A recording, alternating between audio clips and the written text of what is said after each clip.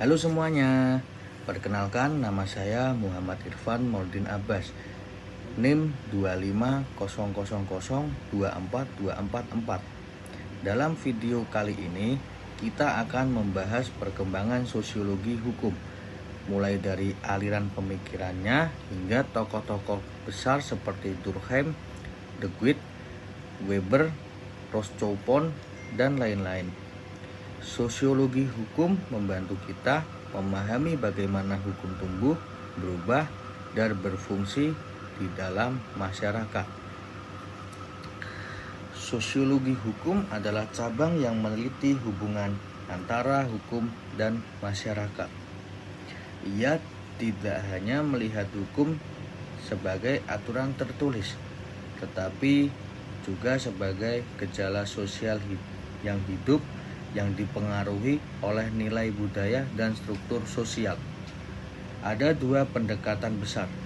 Yang pertama adalah aliran positif atau positivisme, melihat hukum sebagai fakta yang bisa diamati secara empiris tanpa melihat benar atau salah. Yang kedua ada aliran normatif.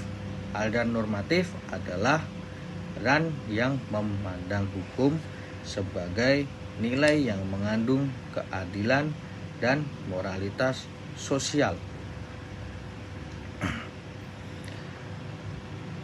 Tokoh awal yang sangat berpengaruh adalah Emile Durkheim. Dalam bukunya The Division of Labor in Society tahun 1893, Durkheim menjelaskan bahwa bentuk hukum mencerminkan jenis solidaritas dalam masyarakat. Solidaritas mekanis, yang artinya masyarakat sederhana, hukum bersifat represif atau menghukum. Yang kedua ada solidaritas organis atau masyarakat modern, hukum bersifat restitutif atau memulihkan hubungan. Hukum bagi Durkheim adalah cerminan ikatan sosial. Semakin kompleks masyarakat, semakin kompleks pula hukumnya. Tiga tokoh Prancis penting, yaitu Leon Duguid, Emmanuel Lévy, dan Maurice Haureau, memperluas gagasan Durkheim. Duguid menolak gagasan hak individu. Baginya, hukum lahir dari solidaritas sosial, bukan kehendak negara. Hukum disebut objektif karena tumbuh dari kesadaran masyarakat. Lévy menekankan aspek psikologis dan kepercayaan kolektif dalam hukum. Menurutnya, perubahan hukum muncul dari perubahan keyakinan masyarakat. Sedangkan menurut Haureau berusaha menyatukan realisme dan idealisme. Ia melihat hukum tumbuh dari lembaga sosial seperti keluarga, ekonomi, dan negara, meskipun tetap menganggap negara sebagai lembaga tertinggi.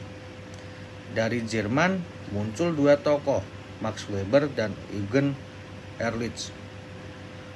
Weber menggunakan pendekatan interpretatif.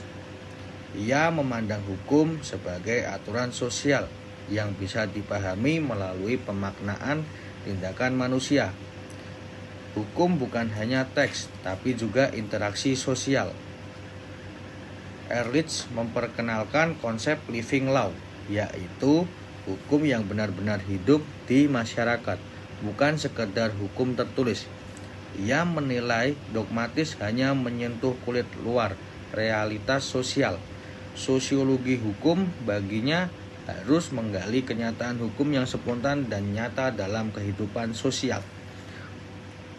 Di Amerika Serikat, sosiologi hukum berkembang lebih praktis dan empiris. Oliver Wendell Holmes menyatakan bahwa hukum adalah ramalan tentang apa yang dilakukan oleh pengadilan. Artinya, hukum nyata terlihat dari keputusan hakim dan perilaku lembaga hukum, bukan hanya dari undang-undang. Rousseau, tokoh besar dari mazhab Sociological Jurisprudence, menekankan pentingnya hukum yang berfungsi efektif di masyarakat. Ia mendorong studi tentang akibat sosial dari hukum, perbaikan undang-undang berdasarkan data sosial, penegakan hukum yang adil dan bermanfaat bagi masyarakat. PON ingin hukum tidak hanya dipelajari secara teoritis, tetapi juga menjadi alat rekayasa yang adil dan efektif. Setelah PON, muncul mazhab realisme hukum yang dikembangkan oleh Llewellyn dan Thurman Arnold. Mereka menolak pandangan hukum yang terlalu abstrak. Menurut mereka, hukum adalah apa yang benar-benar dilakukan, bukan apa yang tertulis. Hakim dan aparat hukum juga harus dilihat dari perilaku sosial. Hukum harus diuji dengan fakta sosial nyata, bukan teori ideal. Realisme hukum menandai pergeseran dari hukum sebagai norma menuju hukum sebagai perilaku sosial. Berikutnya, di Perancis modern, studi sosiologi hukum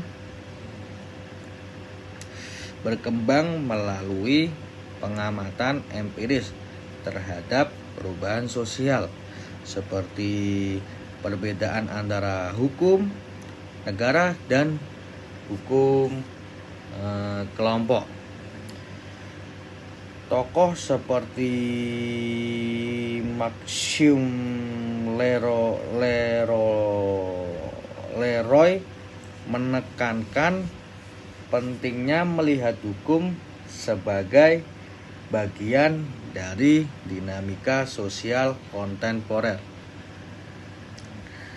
Ya, itu tadi teman-teman sedikit penjelasan dari saya.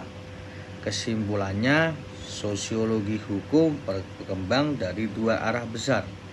Pendekatan positif yang menekankan fakta sosial dan pengamatan empiris, pendekatan normatif yang menekankan nilai dan tujuan keadilan. Para tokoh dari Durkheim hingga PON berkontribusi menunjukkan bahwa hukum bukan sekedar peraturan, melainkan produk kehidupan sosial yang terus berubah. Dengan memahami sosiologi hukum, kita bisa melihat bagaimana hukum tumbuh bersama masyarakat, menyesuaikan diri dan cermin keadilan sosial. Ya, itu tadi teman-teman, terima kasih sudah menonton. Kalau kamu suka edukasi seperti ini, jangan lupa like, share, dan subscribe agar tidak ketinggalan pembahasan menarik lainnya seputar dunia hukum dan masyarakat. Kurang lebihnya saya mohon maaf. Wassalamualaikum warahmatullahi wabarakatuh.